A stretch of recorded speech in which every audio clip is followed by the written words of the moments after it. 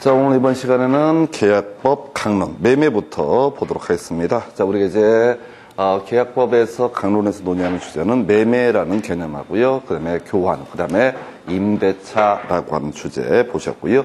그 다음에 나중에 특별법이라고 해서 주택임대차보호법, 상가 건물의 임대차 보호법 이런 내용들을 공부를 하시게 됩니다. 그래서 자, 제일 먼저 매매라고 하는 거 나와 있는데 별로 큰 쟁점 안 되고요. 매매 정의라고 하는 거 당사자 한쪽이 재산권을 이전을 하고요. 그 다음에 그 상대방이 금전이라고 하는 것을 지급하기로 한 약정, 이걸 우리가 매매라고 얘기를 합니다. 그래서 토지를 팔면은 그 사람 상대방이 매매 대금을 지급한다라고 의사의 합치가 있게 되면 이때 매매 계약이라는 것은 성립하게 됩니다. 자, 이미 지난 시간에 했던 얘기인데요. 자, 낙성 계약의 한 종류가 되게 된다라고 해서 자, 매도인이 내 부동산을 1억에 사라라고 이렇게 청약을 할 테고 상대방이 1억에 사겠다라는 승낙을 하게 되면 어떻다? 그 자체로 계약은 성립한다. 뒤에서 논의하겠지만 계약서 이런 것들을 쓰지 않더라도 두 사람의 의사의 합치, 승낙이 있게 되면 성립하는 계약을 매매 계약이라고 부르게 됩니다. 두 번째, 쌍무 계약이라고 해서 이렇게 매매 계약이 성립되게 되면은 당사자 일방은 재산권을 이전할 의무를 지게 될 것이고 또 반대편의 사람은 매매 대금을 지급할 의무가 양 당사자에게 발생한다라고 해서 이렇게 보셨고, 그 다음에 이제 유상계약이라고 이렇게 해석을 하죠. 그래서 매매 계약은 재산권 이전에 대응해서 매매 대금을 지급한다라고 해서 유상계약으로 해석을 하게 되죠. 그래서 유상계약에 관한 조항, 나중에 매도인의 담보책임 이런 것들 얘기하는데 이때 교환이라든가 임대차에도 준용이 되게 된다 해서 요거 나중에 중간중간에 섞여 가실 얘기가 되겠습니다. 그래서 자, 우리 뒤에 교환계약도요. 그 다음에 또 하나 이슈가 되는 게 임대차 계약, 이런 것들도 낙성 계약이고 쌍무 계약이고 어떻다? 유상 계약에 해당이 되게 된다. 공통적인 요소가 되겠습니다. 자, 이 중에서 유일하게 출제 이슈가 됐던 것이 매매 비용이라고 하는 거. 자, 매매 계약에 관한 비용은요, 쌍방이 균분해서 부담하게 된다. 이렇게 되어 있습니다. 그래서 약정이 없다는 전제에서 자, 일단 매매 계약에 관한 비용은요, 우리 시험 지문 좀 어렵게 나왔던 적이 있었는데 계약서 작성 비용하고요, 그 다음에 이 토지라고 전제했을 때 측량 비용 이런 것들이 어떻다? 바로 매매 비용이 되게 됩니다. 그래서 당사자가 따로 약정을 하면 그 약정에 따르게 될 것이고, 그리고 나서 약정이 없다라고 하면 어떻다? 쌍방이 균분해서 부담하게 된다라고 해서 자, 이게 이제 좀 이따 문제 지문 분석해 드릴 텐데 이 측량 비용, 그 다음에 계약서 작성 비용은 매매 비용에 해당이 되고요. 그 다음에 등기를 받아갈 비용이라고 하는 것은 매수인이 부담을 해야 되고요. 혹시 이 부동산에 저당권 등이 설정이 돼 있다. 그러면 이제 돈을 갚아야 되는 것은 매도인의 의무가 되게 된다 해서 가볼까요? 자, 갑 소유의 X 부동산을 을에게 매도하는 계약을 체결했습니다. 여기에는 병명의의 저당권이라는 것이 존재하고 있다. 자, 그럼 정리하게 되면 자, 이 계약 과정에서 측량 비용, 그 다음에 계약서 작성 비용은 당사자 쌍방이 균분해서 부담하게 될 것이다. 똑같이 부담한다. 그 다음에 자, 이 저당권을 말소를 하기 위해서 돈을 병한테 갚아야 되는 것은 누가? 갑이 책임을 져야 될 것이고, 한편 소유권 이전, 등기라는 것을 하기 위해서 들어가는 비용은 누가? 매수인이 부담을 하게 된다 해서 항상 똑같은 논리 구조가 되겠습니다. 그래서 물론 이제 매매 계약의 비용 부담에 대해서 약정이 있으면 그 약정에 따르게 될 것이다. 큰 쟁점 안 되고요. 자, 요거 좀 이따 질문 볼게요.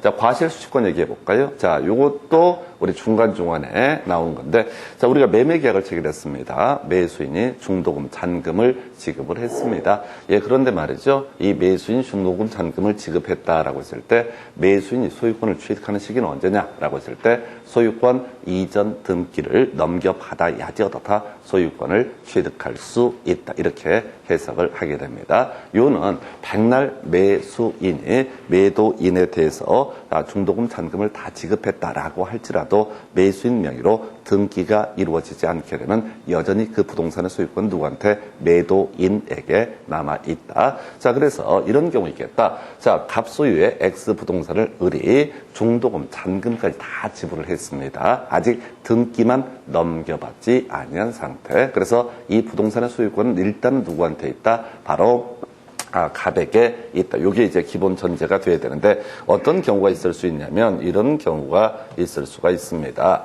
자, 이 X 부동산에 대해서 병이라는 사람이 임차인이 있는 경우가 있다. 뒤에서 우리 임대차 공부하겠지만 임차인은 임대인 부동산의 소유자에게 뭐를 차임이라고 하는 임대료를 지급할 의무가 있다. 정리하겠습니다.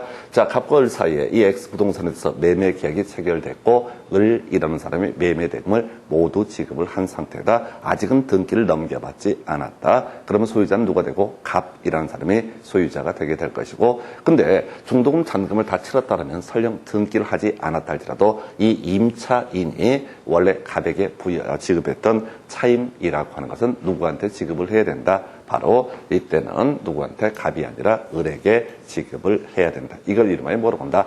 과실수취권이라는 표현을 쓰게 됩니다. 그래서 다시 그림 자체를 외워버리면 돼요. 자, 갑이라는 사람이 X 부동산에서 임차인을 데리고 차임을 받아왔던 상태입니다. 뭐 건물도 마찬가지가 되겠죠. 건물이라고 쳤을 때 임차인이 있으면 어떻다? 임차인이 차임, 임대를 지급을 했을 텐데, 자, 이걸 임차인을 떠안은 상태에서 을이라는 사람이 매수를 하게 됩니다. 근데 등기는 하기 전이고요. 대신 중도금 잔금을 다 치렀다라고 하게 되면 이때는 어떻게 한다고요? 이 임차인이 내야 될 차임이라는 것을 누구한테? 기존의 소유자가 아니라 새롭게 아직 등기는 넘겨받지 않은 매수인에게 어떻다? 차임을 지급해야 된다. 그래서 이 얘기죠. 매수인이 대금을 완제했을 때 그 목적물로부터 생기는 과실은 매수인에게 속한다 해서 이게 사령 문제 구성할 때 가끔 나와요. 그래서 매매 계약이 체결됐는데 등기는 넘겨받기 전이고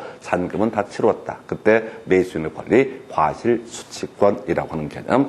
그 뒤에 있는 내용들은 지금 별 의미 없는데요. 자, 일단 가볼까요? 매매 계약을 체결했으면 매도인은 매수인에게 소유권 이전 등기를 해줄 의무를 지게 될 것이고, 매수인은 매도인에게 매매 대금을 지급할 의무가 있다. 근데 계약서에다 따로 이제 이행기라고 하는 것을 정해놓지 않았다라고 한다면 어떻다? 이때는 동일 기한의 추정이라고 해서 한 사람이 만약에 5월 1일까지 소유권 이전 등기를 해주기로 했다면 매매 대금도 특약이 없다면 당연히 5월 1일까지 지급을 해야 된다. 이걸 우리가 동일 기한의 추정이라고 부르게 됩니다.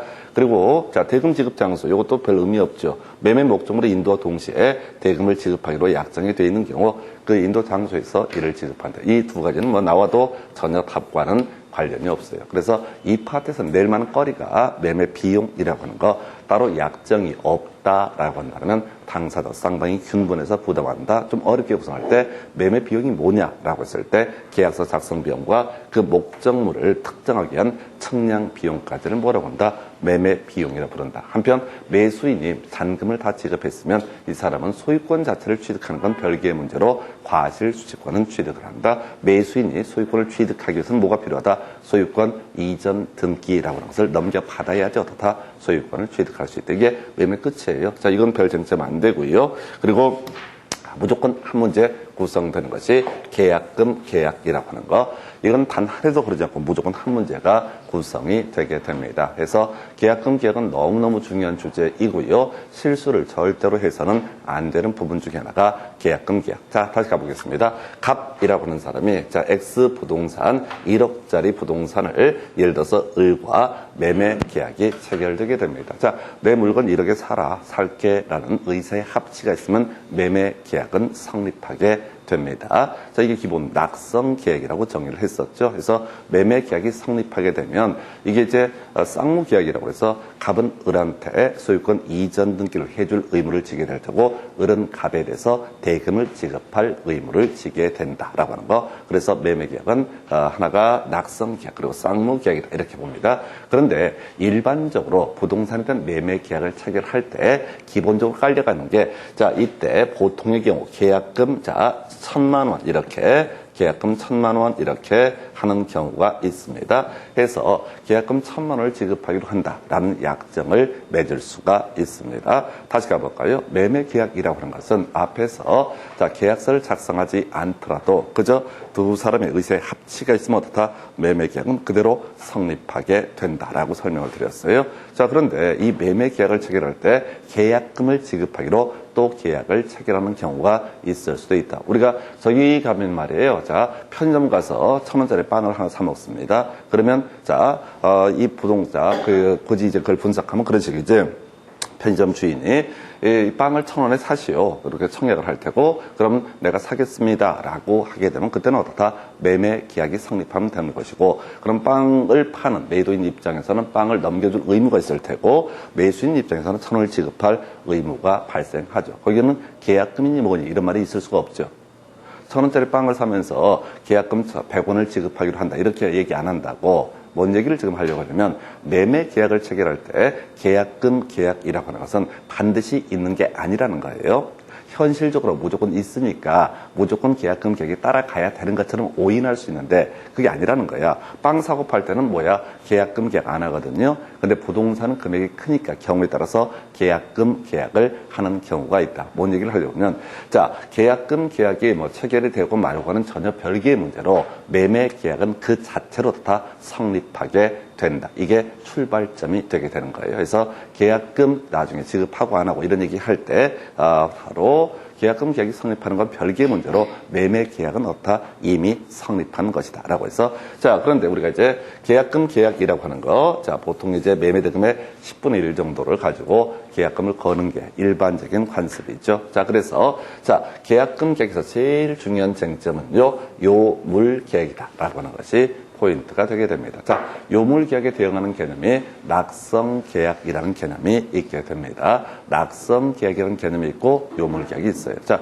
우리 앞에서 공부할 때 뭐 있어서 자, 의사의 합치가 있으면 어떻다? 성립하는 것을 뭐라고 그런다? 낙성 계약. 청약에 대해서 승낙이 있으면 성립하게 되는 것을 뭐라고 한다? 낙성 계약. 그래서 매매 계약은 이미 본 것처럼 뭐라고 했어요? 낙성 계약이라고 그랬어. 갑이 그냥 전화했습니다. 야, 내 부동산 몇 번지 부동산을 이렇게 사라라고 했을 때 매수인이 살게 이렇게 살게라고 얘기하면 그 자체로 어떻다? 계약서도 작성 안 돼 있고 누가 보는 사람도 없지만은 이미 어떻다? 매매 계약은 성립하게 된다. 자, 그래서 이때 꼭 등기를 넘겨줘야지 계약이 성립한다거나 매매 대금을 지급해야지 계약을 성립하는 것이 아니라 아무 조치도 않고 두 사람의 의사의 합치만 있으면 어떻다? 계약은 성립하게 된다. 이걸 뭐라고 한다? 낙성 계약. 낙성 계약에 대응하는 말이 요물 계약이라는 용어를 쓰게 돼요. 그래서 이 요물 계약이라는 것은 현실적으로 뭔가가 지급이 됐을 때 성립하는 계약을 가리켜서 뭐라고 한다?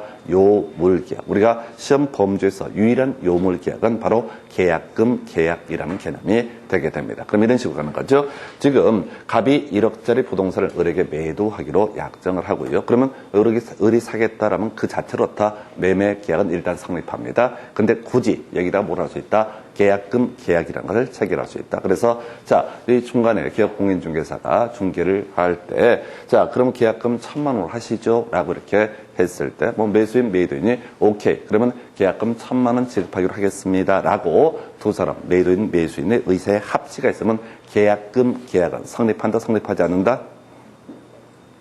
다시 내 물건을 이렇게 사시오라고 이렇게 했을 때 상대방이 사겠습니다라고 하면 계약서를 쓰고 말고를 떠나서 어떻다? 이미 매매 계약은 성립하게 된다. 그럼 매도인은 등기 넘겨줄 의무 있고 매수인은 바로 대금을 지급할 의무가 있다. 이렇게 되어 있는데 중간에 우리 계약금 1,000만 원을 합시다라고 해서 갑과 을 사이에 두 사람 의사의 합치가 있게 됩니다. 그러면 계약금 계약 성립한 거야 안 한 거야?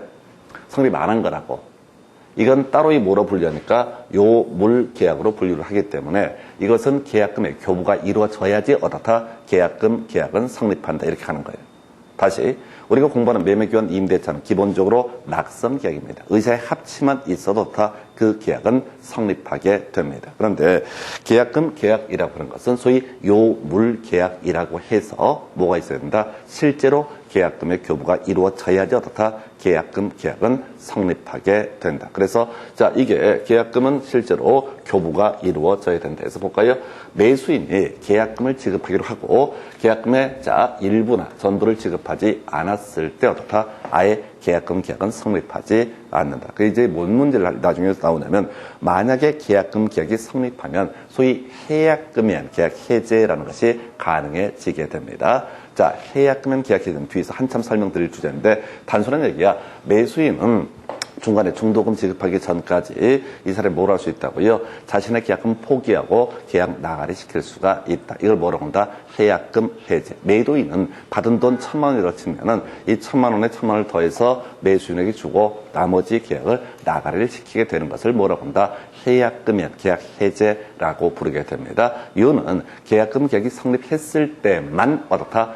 해약금연 계약 해제라는 것이 가능하다라고 하는 거. 그래서 이런 경우 있다고요. 지금 이제 매수인이 매도인에 대해서 계약금 1,000만 원 지급하기로 약정을 하고, 그럼 아직은 계약금 계약이 성립하기 전입니다. 집에 가서 통장으로 쏘겠다라고 얘기를 했습니다. 그래서 집에 가서 1,000만 원을 안 넣고 500만 원만 우선 입금을 했다. 뭐 통장이 좀 꼬여서. 그러면 이때 계약금 계약은 성립한다, 성립하지 않는다, 성립하지 않는다. 그래서 계약금 계약은 요물 계약이라고 부르고, 계약금 전부, 약정한 계약금 전부를 지급해야죠. 다 계약금 계약은 성립하게 된다. 이렇게 가는 아주 중요한 주제가 이 아이예요. 자, 그래서 이 뒤에는 중요한 게 아니고, 계약금 계약은 일단 무조건 계약금 지급이 돼야만이 다 성립할 수 있다. 계약금 계약이 성립되게 되면은, 계약금 계약이 성립되게 되면은, 계약금 계약이 성립이 됐다는 전제 하에서 뭘 할 수 있다?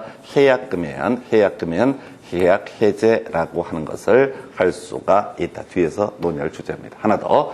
자, 종된 계약이라고 평가를 하게 됩니다. 자, 만약에 매매 계약을 체결했는데 매매 계약 자체가 어떤 이유로 나가리가 되게 된다. 그러면 어떻다? 이 계약금 계약도 나가리가 되게 된다. 그럼 만약에 계약금이 미리 1,000만 원 교부가 이루어졌다. 근데 매매 계약 자체가 무효가 되거나 취소가 되거나 등등등 나가리가 되게 되면 매도인은 누구한테? 매수인에게 계약금을 부당 이득에 해당이 되니까 다시 반환을 해야 된다. 이런 논리 구조가 되는 거야. 그런데 여기서 이제 어려운 게 뭐냐면, 만약에 계약금 계약을 체결하기로 약정을 하고 이 사람이 계약금을 지급하지 않았을 때 매매 계약이 나가리가 되느냐가 문제가 되게 됩니다. 다시요. 매매 계약이 나가리가 되게 되면은 계약금 계약도 다 종된 계약이니까 같이 나가리가 되게 된다.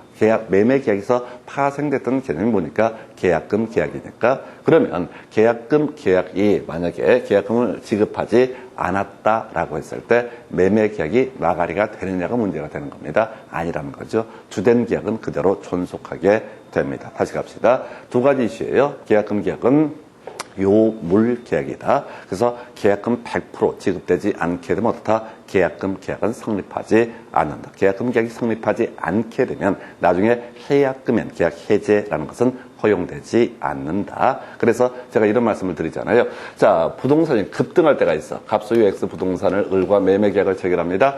근데 이 지역이 하루가 다르게 뭐 하루에 1,000만 원, 2,000만 원씩 막 가격이 올라갈 때가 있어요. 그러면 이제 중개업자 입장에서 문제가 됩니다. 어떤 경우가 있냐면, 지금 만약에 3억에 매매 계약을 체결했는데 지금 중도금 지급하는 한 달 후로 했을 때 그 사이에 1억 가까이 올라버릴 수가 있다고. 그러면 매도인 입장에서는 새로운 매수인한테 파는 게 남는 장사죠. 물론 매수인에게 손해배상을 하긴 해야 되는데 현실적으로 손해배상액은 거의 제로에 가깝습니다. 현실적으로 손해가 발생을 했다는 것을 매수인이 입증을 해 보여야 된다고. 그러니까 실제로 매수인이 마음 상한 건 별개의 문제로, 물론 정신적 고통도 있을 수가 있지만 그걸 금액으로 환산을 못 한다고, 실질적으로. 그래서 지금 내가 3억에 이 사람한테 팔기로 했어, 갑이. 그런데 한 달 후에 중도금 지급하기로 했는데 그 전에 뭘 할 수 있다고요? 이게 한 1억 올라버리면은 계약금 3,000만 원 받던 데서 3,000만 원 주고 어떻다? 해약금 해지해버리고 이 사람은 그냥 딴 사람한테 파는 게 훨씬 남는 장사가 되게 됩니다. 그래서 요걸 제가 편법을 가르쳐 드리는 것 중에 하나가 이런 식이야. 자, 을이라는 매수인한테 계약금 만약에 3,000만 원 지급하기로 약정을 했다라고 하면은 을이 갑한테 어떻게 해야 돼? 계약금 2,900만 넣는 거야. 계약금 2,900만 넣는다고. 그럼 중개업자를 통해서 아우 미안해요, 어떻게 아우 통장이 좀 꼬여가지고 지금 이제 며칠 더 있어야지 100만 원 넣어드릴 거니까 죄송합니다 라고 얘기하면 계약금 계약 성립했어요, 안 했어요? 계약금 계약 성립했어요, 안 했어요? 요물계약이니까 계약금 계약이 성립하지 않는 거죠. 그러면 상대방은 집값이 막 뛸 때 해약금 계약 해제를 할 수 있어요, 없어요? 없어요. 해약금연 계약 해제는 뭐가? 계약금 계약이 성립했을 때만 어떻다? 배액상환 또는 계약금 포기라는 방식을 통해서 다 해제할 수 있다고. 그래서 해약금은 계약 해제를 막는 방법은 아주 간단해요. 이게 집값 뛸 때 계속 문제가 되거든요. 계약금 다 예를 들어서 3천만 원 지급을 했어. 근데 이 사람이 집값이 뛰니까 어떻게 한다고? 아예 자 6천만 원 주면 자기 받은 3천에다가 3천만 원 더 주면서 이 계약을 날려버린다고. 요걸 막는 방법은 뭐라고요? 바로 계약금 계약 자체를 성립하지 않게 하는 것이다. 이게 하나 이슈. 두 번째 이슈. 자, 계약금 계약은 뭐가 된다? 종된 계약이다 라고 되어 있어요. 그래서 매매 계약이 나가리가 되면 계약금 계약은 나가리가 되지만은 계약금 계약이 성립하지 않거나 지급하지 않았다고 해서 매매 계약 자체를 해제할 수 있는 것은 아니다. 그래서 이 두 개를 가지고 최근에 답이 됐어요. 지난번에 한 번은 이렇게 나왔어요. 계약금의 일부만 교부를 했다. 그러면 계약금은 계약 해제할 수 있다 없다? 없다. 계약금 계약이 성립하지 않기 때문에 또 하나의 이슈. 자, 계약금 계약이 성립하지 않았을 때 매매 계약을 해제할 수 있다. 틀렸다는 얘기죠. 그러니까 매수인 입장에 기분 나쁜 거야. 지금 집값은 뜨고 있는데 이 나쁜 자식이 계약금 3천만 원 넣기로 했는데 2,900만 넣었어. 약이 바짝바짝 올라. 그 100만 원 어차피 받아내긴 낼 텐데 약이 오르잖아. 얄미우니까 어떻게 할 수 있어? 계약금은 계약 해제 이렇게 생각하실 수 있는데 안 된다는 거예요. 계약금 교부하지 않았다고 해서 이것을 자 매매 계약을 해제할 수 있는 것은 아니다. 두 가지 쟁점 다 출제가 됐었고요. 그 다음에 이제 계약금은요, 자 해약금으로 추정한다. 그래서 아까 설명드린 것처럼 계약금 계약이 성립되게 되면은 매도인은 배액상환, 매수인은 자 계약금 포기라는 방식을 통해서 아예 매매 계약 자체를 엎어버리는 것을 뭐라고 한다? 해약금이란 계약 해제라고 부르게 됩니다. 그리고 이 계약금은 증약금으로 서로의 성질이 있다 해서 별 의미 없어요. 약속이 증표다라는 의미가 되겠습니다. 그래서 이 정도가 계약금 계약이라는 것. 자, 결론만 정리하면 계약금 계약은 매매 계약의 종된 계약이고 그 다음에 또 하나가 요물 계약이다. 각각 출제 포인트가 되겠습니다. 그 다음에 이제 이슈가 될 게 지금 이 얘기죠. 계약금연 계약 해제라고 하는 거. 일단은 계약금연 계약 해제가 가능하려면 제일 먼저 어떻다? 계약금 계약이 성립해야지 뭘 할 수 있다? 해약금연 계약 해제를 할 수 있다. 계약금 계약이 없다라면 해약금연 계약 해제라는 개념 자체가 성립할 여지가 없다. 두 번째 이슈. 자, 배제 특약이 없을 것이라고 되어 있습니다. 해서 매매 계약을 체결할 때 아예 중간에 자, 아까 우리 기업 공인중개사가 계약금을 다 안 넣는 것도 하나의 방법이 될 수가 있겠고요. 두 번째, 바람 잡는 거지. 자, 이제 3억에 매매 계약 체결됐습니다. 매도인은 좋은 가격 받으시니까 다행이고 매수인은 앞으로 집값 뜰 거니까 다행이네요. 근데 중간에 배신 때리고 중간에 해약금 계약 해제 이런 양아치들이 가끔 있다고 그러는데 서로 빈정상하지 않도록 아예 해약금연 계약 해제할 수 없다는 특약을 넣읍시다라고 개공이 바람을 잡게 되면 매도인 매수인 뭔지도 모르고 모르니까 같이 해약금연 계약 해제는 배제하기로 한다라는 특약을 넣게 될 거예요. 그럼 더 이상 어떻다? 해약금연 계약 해제는 할 수가 없다라고 하는 거. 세 번째 이슈, 중도금 지급이라고 하는 거. 이행의 착수가 있게 되면 어떻다? 이때는 더 이상 해약금연 계약 해제라고 하는 것을 할 수가 없다 해서. 자, 그래서 이런 경우 있겠다. 자, 갑소유의 X 부동산에 대해서 을과 3억의 매매 계약을 체결하고 계약금으로 만약에 3천만 원을 지급을 했다고 하십시다. 집값이 막 뜨고 있네. 근데 이제 지금 4월 1일인데 5월 15일이 중도금 지급일이야. 그럼 매수인은 돈이 여유가 된다면 편법을 쓸 수가 있어요. 한 1억이든 2억이든 되는 대로 미리 넣어버리는 거야. 5월 15일까지 중도금을 지급하기로 한다라고 약정을 한다고요. 보통 먼저 계약서를 쓸 때 5월 15일 날 중도금을 지급하기로 한다는 아니야. 5월 15일까지 중도금을 지급하기로 한다. 그러면 이제 이 가격이 3억에 매도가 됐는데 을의 입장에서 보니까 지금 이제 계약 체결하고 한 두 달 됐는데 거의 5천만 원 이상 뛰는 게 보여. 점점 올라가. 이러다 분명히 얘가 뭘 할 수 있겠다? 해약금연 계약 해제를 할 수 있겠다 싶으면은 그때 1억이든 2억이든 자기 형편되는 대로 미리 넣어버리는 거야. 그럼 중도금 지급이 이루어지는 거죠? 중도금 지급이 이루어지게 되면 어떻다? 이때는 해약금연 계약 해제를 할 수가 없다. 이렇게 하는 거예요. 이 세 가지가 출제 이슈예요. 자, 그러면 이게 이제 그냥 머릿속으로 하면 잘 안 되니까 생각을 하셔야 돼. 자, 지금 매매 계약이 체결되고, 자, 계약금 계약이 체결되게 되면은 나중에 이행기 착수 전에 배제 특약이 없다는 전제에서 이행기 착수 전에 매도인이든 매수인이든 뭘 할 수 있다? 해약금연 계약 해제를 할 수가 있다. 이렇게 가는 거죠. 그러면 이제 그걸 막는 방법이 뭐다? 첫 번째, 계약금 계약 자체가 성립하지 않도록 계약금 전액 금액 중에 일부만 지급하는 것이 하나의 방법. 두 번째 이슈가 아예 계약서에다 해약금 해제할 수 없다는 특약을 넣는 것이 하나의 방법. 세 번째 이슈가 이거를 준비를 안 해놓은 상태에서 내가 매수인입니다. 매도인이 계약금연 계약 해제를 할 것 같은 불길한 예감이 들 때 그때 바로 뭘 하면 된다고요? 바로 중도금을 쏴버리면 되는 거예요. 이렇게 되겠지. 지금 매도인이 해약금연 계약 해제를 하려면은 중대한의 개업 공인중개사 비형한테 연락을 하겠지. 자기가 통장에 돈은 받았지만 이 사람 계좌번호 모르잖아. 그죠? 개공이 이제 을한테 얘기를 하겠지. 뭐라고? 계좌번호 알려달래요. 해약금연 계약 해제한대요. 라고 연락이 올 거란 말이야. 그러면 지금 해약금연 계약 해제가 이루어졌어요? 안 됐어요? 지금 전화 받은 상태에서 해약금연 계약 해제가 이루어졌어요? 안 졌어요? 안 졌지. 상환이 돼야 되니까 그때 나머지 잔금 넣어버리는 거야. 이게 이제 개공이 센스 있는 개공은 그렇게 하면 되는 거야. 그 무식한 개공, 법을 모르는 무식한 개공은 어떻게 돼? 어떻게 해요? 매도인이 해약금연 계약 해제를 하겠대. 통장번호 알려주세요. 알려달래요. 마음 상해가 삐져가지고 그러면 안 되는 거야. 그럼 이제 매수인한테 전화를 하는 거야.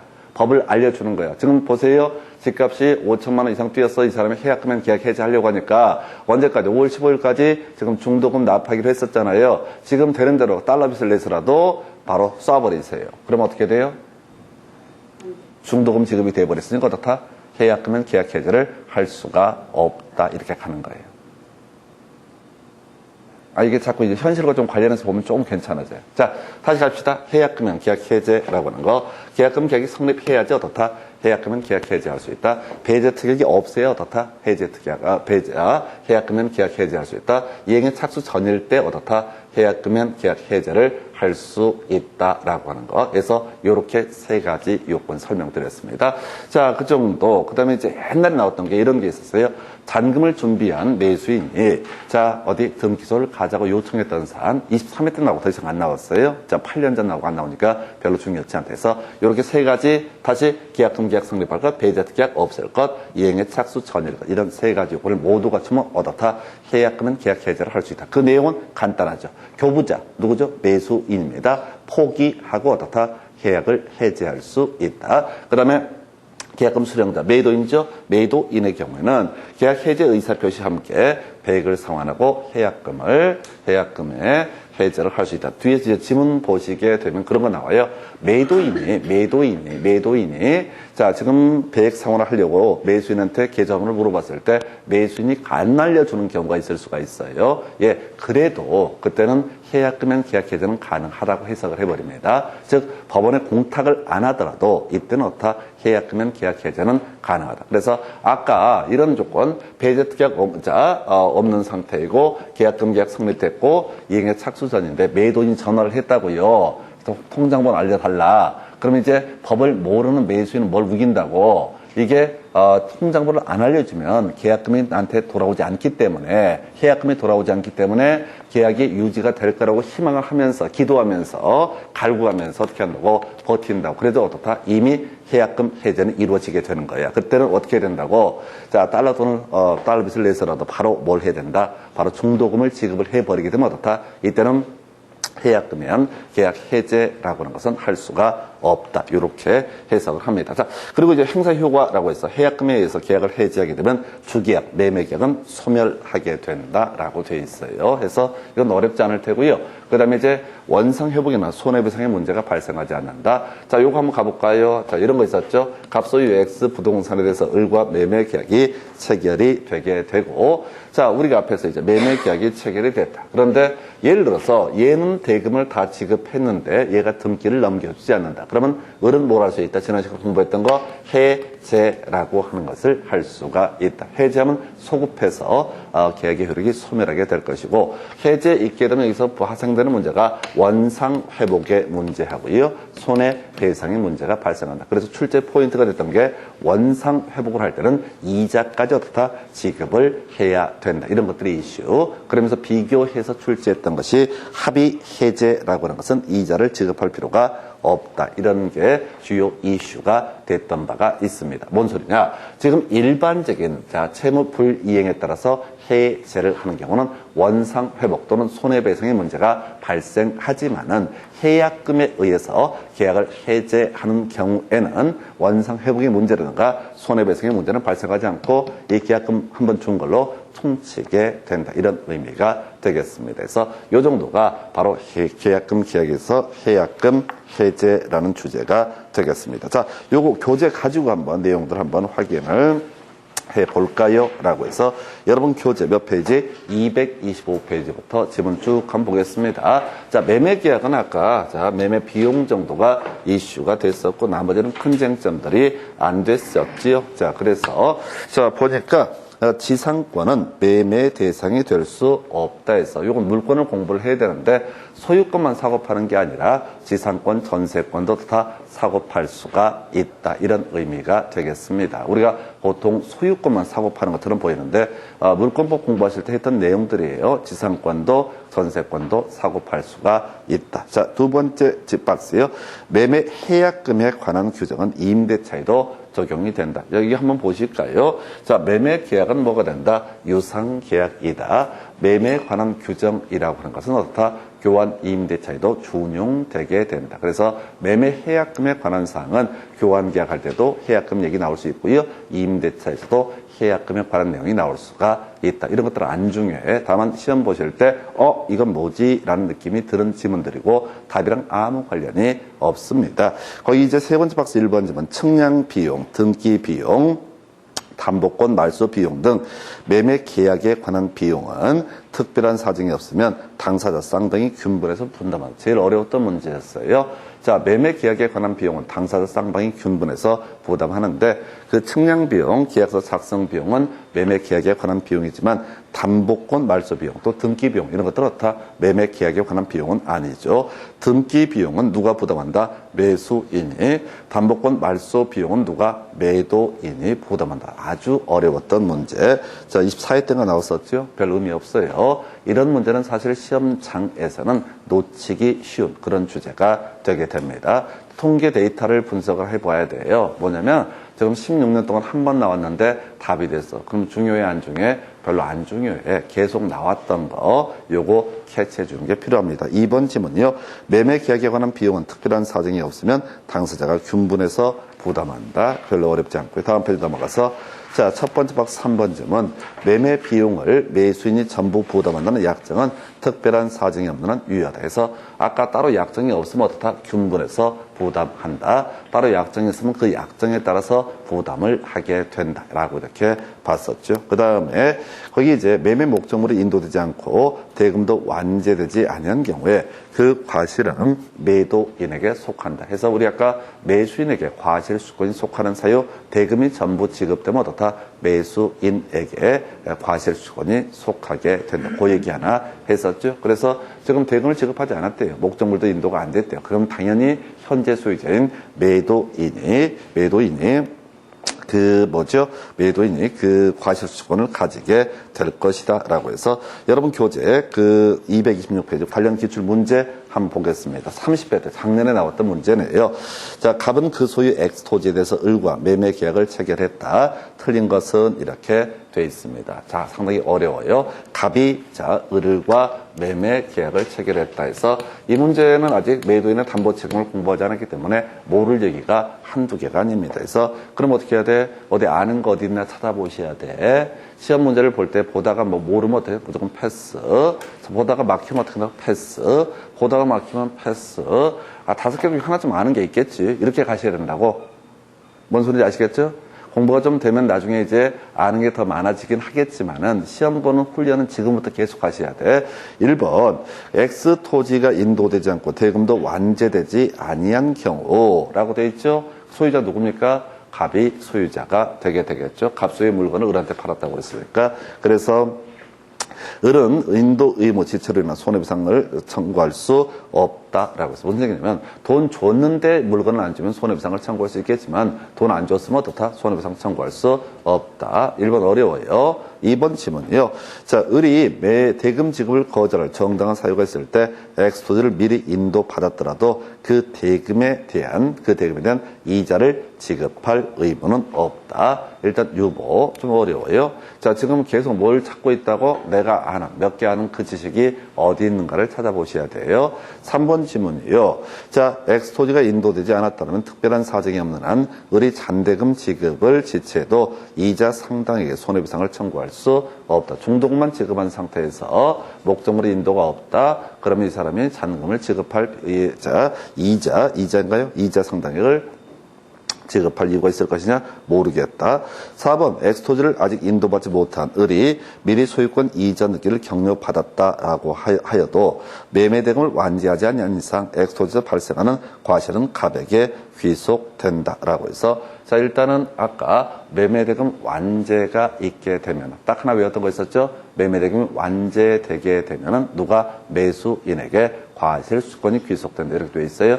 5번 가볼까요? 엑스토지가 인도되지 않았다면 을이 대금을 완제하였더라도 자, 엑스토지에서 발생하는 과실은 갑에게 귀속된다 해서 답은 5번 뽑았네요. 그러니까 지금 이 문제는요, 대단히 난이도가 있는 문제예요. 그리고 여러분이 공부해서 맞출 수 있는 문제는 5번 지문 하나밖에 없습니다.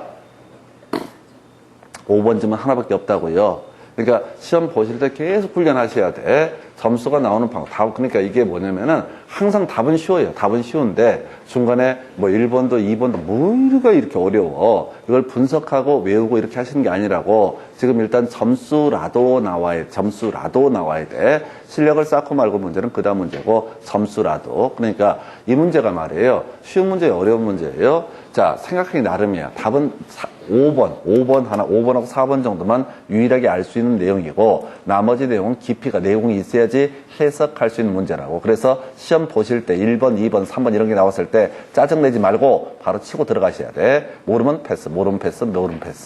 근데 공부 못하고 점수가 안 나오는 그런 비결을 갖고 있는 분들이 주로 1번, 2번, 3번 뼈를 묻습니다. 팝니다.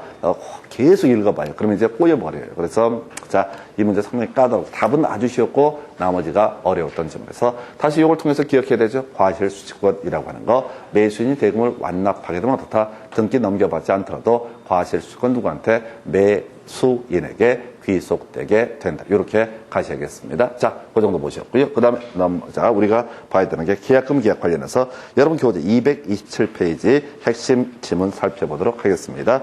227페이지 핵심 지문을 보시게 되면 계약금 계약은 매매 계약의 종된 계약이고 요물 계약이다. 이거 지겹게 거죠? 계약금 계약은 어떻다? 요물 계약이고 종된 계약이다 라고 하는 거. 그래서 2번 지문요. 매매 계약 시 계약금의 일부만을 먼저 지급하고 잔액을 나중에 지급하기로 한 경우 매도인은 실제 받은 일부 금액의 배액을 상환하고 매매 계약을 해지할 수 있다라고 해서 틀리게 뽑아냈네요. 다시 갑시다. 우리가 계약금 전부 지급이 돼야지 어떻다? 계약금 계약이 성립하고 계약금 계약이 성립해야지 뭘 할 수 있다? 계약금엔 계약 해제를 할 수가 있다. 나름 어렵게 구성을 했는데 논의의 쟁점은 단순해요. 계약금 계약금 전부 지급이 되지 않으면 어떻다? 아예 계약금 계약 자체가 성립하지 않는 것이고 성립하지 않았다는 얘기는 뭐라고요? 계약금엔 계약 해제라는 것은 허용되지 않는다. 그래서 얘가 틀리게 나왔었죠. 그러니까 이걸 상식으로 자꾸 가시게 되면 그럴싸하게 느껴진다고 그게 아니라고. 자, 우리가 외우셔야 돼. 계약금 계약은 요물계약. 계약금 전부가 납입이 돼야지 어떻다? 계약금 계약은 성립하게 된다. 3번 지문요. 계약금 계약은 계약의 부수에서 생행해지는 종된 계약이다 라고 하는 거. 그래서 이 종된 계약, 계약금 계약, 계약금 교부 등이 이루어지지 않았다. 문제가 있다고 해서 매매 계약 자체를 해제하거나 할 수 있는 것은 아니다. 이렇게 봐야겠고요. 두 번째 박스 볼까요? 계약금을 포기하고 행사할 수 있는 해제권은 당사자 합의로 배제할 수 있다. 자, 계약금 계약했을 때 계약금 해제할 수 없는 사유 중에 하나가 계약금 배제 특약이 있다라고 한다면 어떻다? 계약금은 계약 해제할 수 없다. 2번. 자, 끄트머리. 자, 상당히 어려운 지문인가요? 자, 보니까 토지 거래 허가 구역 내 토지에 대한 매매 계약을 체결하고 계약금만 지급한 상태에서 거래 허가를 받은 경우 다른 약정이 없는 한 매도인은 계약금 배액을 상환하고 계약을 해지할 수 없다라고 되어 있네요. 자, 다시 갑시다. 뒤만 가십시다. 매도인은 배액을 상환하고 지금 이 계약을 해제할 수 있을 것이냐 없을 것이냐. 즉 계약금 해제가 가능하기 위해서는 첫 번째 뭐라고요? 자, 계약금 계약이 성립했을 거. 이 문장을 보니까 계약금 계약이 성립이 된 상태입니다. 계약금 지급했다고 했으니까. 두 번째, 배제 특약이 배제 특약이 있으면 어떻다? 계약금은 계약 해제가 되지 않죠. 배제 특약이 없으니까 이건 배제하고. 세 번째 이슈가 뭐야? 착수 전, 이행의 착수 전까지만 어떻다? 계약금에 의한 계약 해제를 할 수 있다. 자, 중도금 지급했다는 얘기 있어요? 없어요? 없어요. 그래서 자, 이때까지는 어떻다? 계약금은 계약 해제를 할 수가 있다. 자, 화면 볼까요? 이게 좀 어렵게 구성했던 주제인데요. 다만 이게 지금 회차를 보면 23회인가 24회 때 좀 오래전에 어렵게 나왔던 문제. 자, 이 얘기를 하고 있는 겁니다. 지금 계약금은 계약 해제를 하기 위해서는 이행의 착수 전, 즉 중도금 지급이 있게 되면 어떻다? 계약금은 계약 해제를 할 수가 없다. 그러면 나머지 매도인이 매도 대금을 지급해달라라는 소송을 제기했다. 중도금 지급했어요? 안 했어요? 안 했어요. 그래서 이때는 뭘 할 수 있다? 계약금은 계약 해제를 할 수 있다. 좀 어려운 주제죠. 우리가 공인중개사법에서 공부하게 되는 건데 토지거래 허가 처분을 받았다. 이거하고 중도금 지급은 아무 상관이 없습니다. 다시 갑시다. 갑이라는 사람이 X 부동산을 을과 매매 계약을 체결하고 계약금도 지급을 한 상태입니다. 자, 그러면 나머지는 배제하더라도 중도금을 지급하게 되면 어떻다? 매도인은 더 이상 계약을 해제할 수 없다. 중도금 지급 전에 예를 들어서 매도인, 야, 돈 갚아라는 소송을 제기했다라고 했을 때 이것은 중도금의 지급이 아니기 때문에 이때 계약금은 계약 해제를 할 수가 있다. 또는 토지거래허가 처분 등을 받았다라고 하더라도 역시 계약금은 계약 해제를 할 수가 있다. 그저 기억할 게 뭐라고요? 바로 중도금 지급이 있으면 어떻다? 해제할 수 없다. 중도금 지급 전이면 다른 일정한 처분이 있다 할지라도 해제할 수 있다. 이렇게 해석을 합니다. 이번 질문은 상당히 어려웠어요. 3번, 계약금만 수령한 매도인이 매수인에게 계약 이행을 최고하고 매매 잔금의 지급을 청구하는 소송을 제기했을 때 끄트머리 매수인은 계약금을 포기하고 계약을 해지할 수 있다. 뒤로 가볼까요? 매수인은 계약금을 포기하고 계약을 해지할 수 있다. 그러면 중도금 지급했단 말이 있어요? 없어요? 없어요. 그러니까 이때는 어떻다? 매수인은 계약금을 포기하고 계약을 해제할 수 있다. 옳은 표현이 되게 되는 겁니다. 그래서 이 두 개의 지문이 좀 길어서 어렵게 구성이 되는데 맥락은 뭐냐면 계약금을 포기하고 계약을 해지하는 매수인이라든가 배액을 상환하고 계약을 해지하는 매도인이라든가 이 둘 다 소위 뭐라고요? 중도금 지급이 있게 되면 어떻다? 해제할 수 없고 해제할 수 있다라는 표현이 있게 되면 중도금 지급 외의 것들은 다 어떻다? 해제할 수 있다. 그래서 이 두 개의 지문의 포인트는 뭐겠어요? 바로 해제할 수 있다. 해제할 수 있다 앞에 뭐만 없으면 돼? 중도금 지급만 없으면 어떻다? 해제할 수 있다. 근데 해제할 수 없다 이렇게 아까 1번 지문에 나왔었잖아요. 그럼 그 앞에 뭐가 있어야 된다가 중도금 지급이 있으면 어떻다? 해제할 수 없다라고 하는. 그래서 지금 총 세 가지 틀로 가긴 하는데 어쨌든 해제할 수 있다 없다 할 때 이 중도금 지급은 어떻다? 해제할 수 없다. 중도금 지급 외의 사유는 다 어떻다? 해제할 수 있다. 이걸 하나하나 내용을 외워서 푸는 게 아니라고요. 맥락을 해제할 수 있다와 해제할 수 없다의 문제로 해석을 하셔야 됩니다. 그 정도가 되고. 자, 넘어가서 이제 여러분 교재 228페이지 가서 볼까요? 자, 계약금 포기에 의한 계약 해제 경우 상대방은 손해배상 청구할 수 없다. 아까 외웠었죠? 원래 세무 불이행에 따른 계약 해제에서는 원상회복, 손해배상 청구 등이 문제가 되게 된다. 그런데 계약금 포기에 의한 소위 해약금 해제에 있어서는 뭐는 인정되지 않는다. 원상회복이나 손해배상의 문제는 발생하지 않는다. 별로 안 중요해요. 2번 질문, 해약금에 기해서 계약을 해제하는 경우 원상회복의 문제 생기지 않는다. 뭐 이런 질문 나왔었고요. 사례 문제로 무려 5문제가 8년 동안 구성이 됐습니다. 그래서 자, 이 문제를 또 다 보면서 이제 외워보셔야 돼. 자, 근데 다시 한번 약속. 자, 절대로 지문을 다 소화한다는 꿈 같은 생각은 아예 하지도 마실 것. 지문 중에 한 개나 두 개가 막히면은 그분은 똑바로 공부를 하시는 것이다. 이게 핵심이에요. 지금 이 비우는 과정을 비우지 않고 채우려고 하잖아요. 그러면 시험장 가서도요, 이상한 지문 한두 개 나왔을 때 무너집니다. 결국 안 좋아요. 그러니까 무조건 아까 자, 앞에 30회 문제 같은 경우도 지문 4개는 개소리, 뭔 소리인지 모르겠고 딱 하나 알았던 게 바로 지금 대금을 전부 지급하면 매수인이 과실 수익권을 가진다. 요거 하나만 갖고도 답을 맞출 수가 있었어요. 해약금 해제 같은 경우는 상대적으로 쉬워요. 쉽다 보니까 욕심이 생겨 어떻게 지문 5개를 다 소화하고 싶은 마음 그게 자꾸 들어요. 그걸 자제해 주셔야 됩니다. 문제 가서 보겠습니다. 여러분 차례 228페이지 30회 때 나왔던 문제 계약금에 관한 설명 옳은 것을 모두 고르시오라고 되어 있습니다.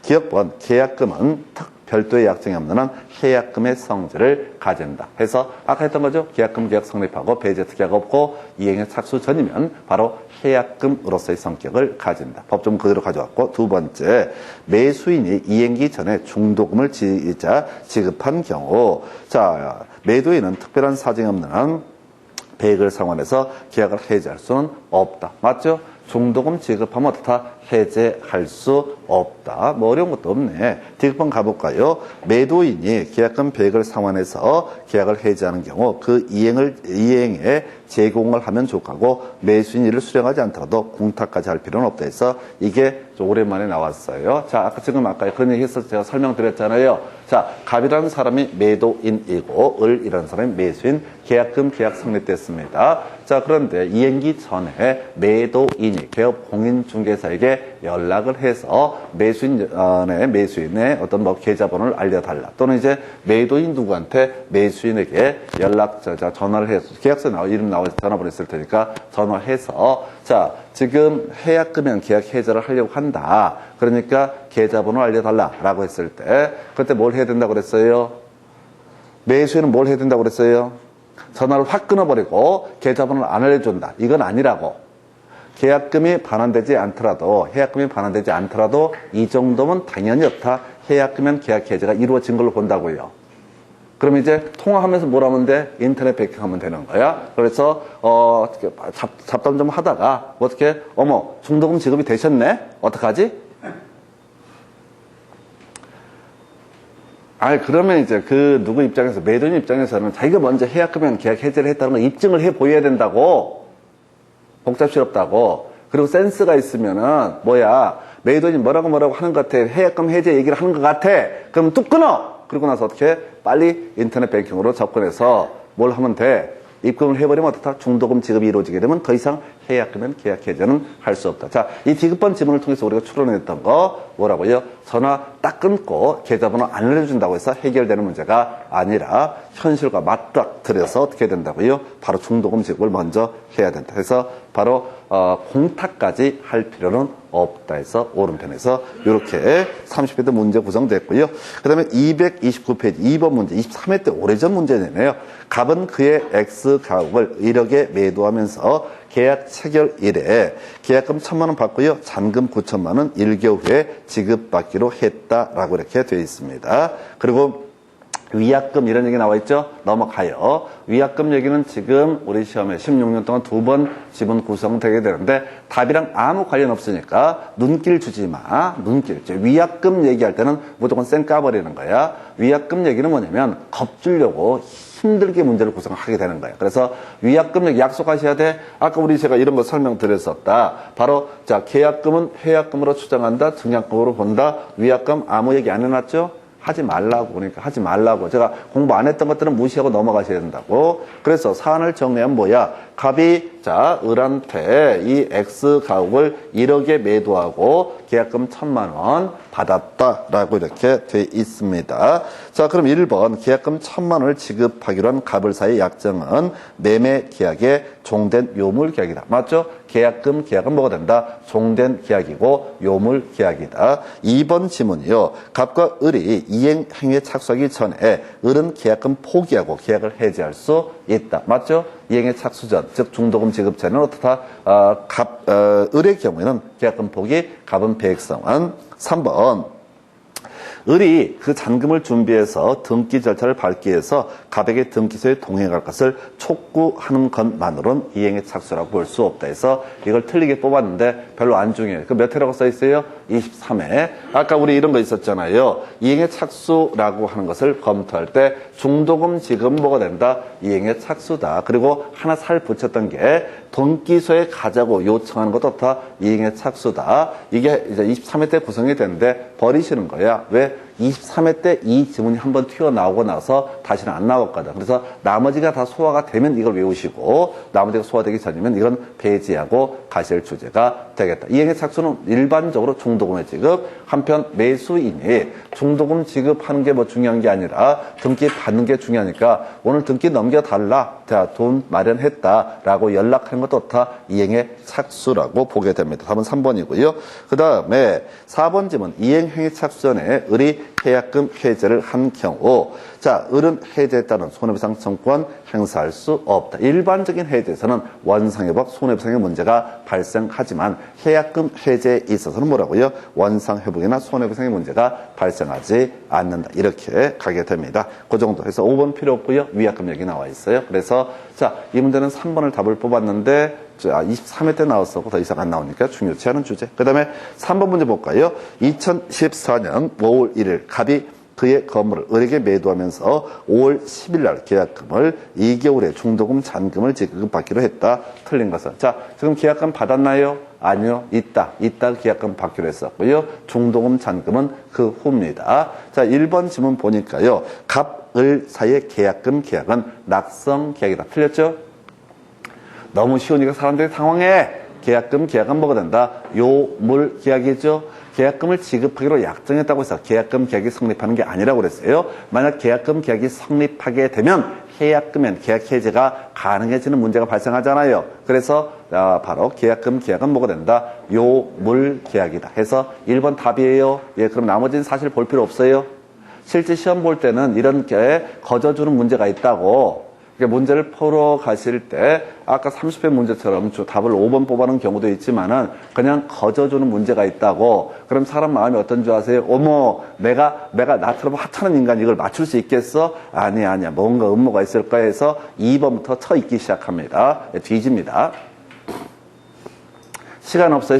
계속 시험 보실 때 시간이 없다는 생각을 하셔야 된다. 그래서 지금이 이제 연습하는 거니까 법리를 설명하는 과정이니까 제가 설명을 드리긴 하지만은 실제 시험이라고 치면 무조건 패스하고 넘어가 버려야 돼. 오이 대박 하면서. 2번 좀 볼까요? 자, 을이 지급한 계약금은 해약금으로 추정한다. 맞고요. 3번, 을이 계약금을 지급하지 않으면 자, 갑은 계약금 약정을 해지할 수 있지만 매매 계약은 해지할 수 없습니다. 자, 3번은 좀 어려울 수 있는데 중요치 않아요. 4번 질문. 을이 2014년 6월 10일 날 중도금 지급했을 때 매도인 갑은 어떻다? 계약 해지할 수 없죠? 이행의 착수가 있으면 어떻다? 이때는 더 이상 해약하면 계약 해지할 수 없다. 5번 질문. 을이 잔금을 지급했으나 갑이 소유권 이전을 해주지 않게 되면 을은 매매계약 해지할 수 있다. 이건 뭐냐면 채무 불이행에 따른 계약 해제 문제죠. 해서 일반 당사자가 자신의 채무를 이행했는데 상대방이 들어주지 않으면 어떻다? 등기를 안 넘겨주면 계약 해지하고 부당이득 반환 또는 손해배상의 청구 등의 문제가 발생한다. 근데 봐봐요. 얘기 쭉 가다 보니까 점점 깊이가 올라가. 물론 이제 공부를 하는 과정에서는 이런 것들이 필요하지만은 실제 답을 뽑을 때는 1번 딱 찍고 넘어가시면 되는 거야. 한 문제 더 가볼까요? 자, 여러분 차례요. 자, 230페이지 가서 자, 4번 문제 볼까요? 갑은 자신의 토지를 을에게 매도하면서 계약금을 수령한 후 중도금 잔금은 1개월 후에 지급받기로 약정했다. 틀린 것은 1번. 갑과 을 사이에 위약금을 하는 특약도 가능하다. 아까 위약금 나오면 무조건 패스라고 했었죠? 틀리고 맞고를 떠나서 위약금이라는 단어 지금 8년 동안 2번 나왔는데 답이 아니니까 패스. 2번 질문. 자, 갑을 사이의 계약금 계약은 매매계약의 종된 계약이다. 아까 문제에서는 자, 뭘 가지고 자, 요물 계약을 낙성 계약이다 라고 해서 틀리게 뽑았었죠? 바로 앞에 문제에서 그 다음 문제 구성할 때 어떻게 한다고 요물 계약 대신에 이제 종된 계약 이런 얘기를 지문을 그러니까 조금씩 바꾸는 거야. 그 다음에 3번 질문. 을은 중도금의 지급 후에는 계약금 포기하고 계약을 해지할 수는 없다. 맞죠? 그 다음에 4번. 을의 해약금에 기한 해지권 행사로 인해서 발생한 손해에 대해서 갑은 그 배상을 청구할 수 있다. 틀렸죠? 우리가 해약금엔 계약 해지가 있으면 손해배상 청구할 수 있다 없다? 없다. 일반적인 채무 불이행에 따른 계약 해지가 있으면 손해배상 청구할 수 있다. 요렇게 해석을 하게 되는 것이죠. 해석 그 정도. 그 다음에 자 갑을 사이에 해약금에 기한 해제권을 배제하기로는 약정은 하였다면 더 이상 해제권 행사할 수 없다 해서 오른편에서 아까 우리 해약금은 계약 해제할 수 없는 케이스, 계약금 계약이 성립하지 않으면 어떻다? 해약금은 계약 해제할 수 없다. 배제 특약이 있다면 어떻다? 해약금은 계약 해제할 수 없다. 중도금 지급이 있으면 어떻다? 해약금에 의한 계약 해제할 수 없다. 그 정도. 자, 그래서 답은 자, 몇 번이었었지? 지금 답이 몇 번이었었죠? 4번 손해배상 청구 이렇게 보셨고요.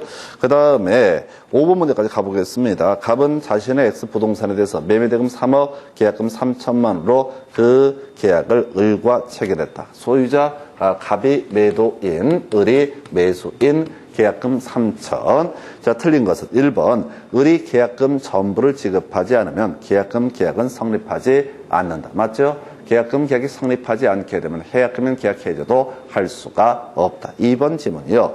을이 계약금을 지급하였더라도 정당한 사유 없이 잔금 지급을 지체한 때 갑은 손해배상을 청구할 수 있다. 잘 모르는 거고요. 일단 오른편. 자, 계약금 지급했는데 보십시다. 만약 5월 1일까지 하기로 했는데 얘가 대금을 안 내고 있다고. 그래서 2달이 더 걸렸다고. 그럼 당연히 그 부분에 대해서 손해배상 청구할 수 있다. 근데 뭐를 얘기라고. 이건 사령 문제에서. 3번 지문이요. 갑과 을 사이에 매매계약이 무효이거나 취소가 됐을 때 계약금 계약의 효력은 소멸하지 않는다. 얼마나 쉬워. 계약금 계약은 뭐가 된다? 종된 계약. 그래서 매매 계약이 나가리가 되게 되면 어떻다? 계약금 계약도 실효되게 된다. 자, 이 얘기죠. 지금 다시 계약금 계약은 뭐라고 그랬어요? 요물 계약. 실질적으로 다 전부가 지급이 돼야지 어떻다? 계약금 계약 성립할 수 있다. 그 다음에 계약금 계약은 뭐가 된다? 종된 계약. 그래서 주된 계약이 무효 등이 되게 되면 계약금 계약도 실효되게 된다라고 하는 거. 자, 답 아주 간단하게 3번을 가지고 뽑아냈습니다. 4번 을이 갑에게 지급한 계약금 중 3천만 원 증약금. 아까 위약금은 계무시, 증약금은 다 사이드 지문. 5번 지문. 을이 계약금과 중도금을 지급했을 때 특별한 사정이 없는 한 갑은 계약금의 배액을 상환해서 계약을 해지할 수 없다. 맞죠? 자, 중도금 지급하면 해약금은 계약 해제는 어떻다? 허용되지 않는다. 이 정도가 지금 매매 그리고 이제 계약금 계약에 관한 주제 보셨고요. 자, 잠시 끊었다가 이제 그 특수 매매는 이번 수업 때는 생략을 하고 바로 매도인의 담보 책임이라는 주제 설명드리겠습니다.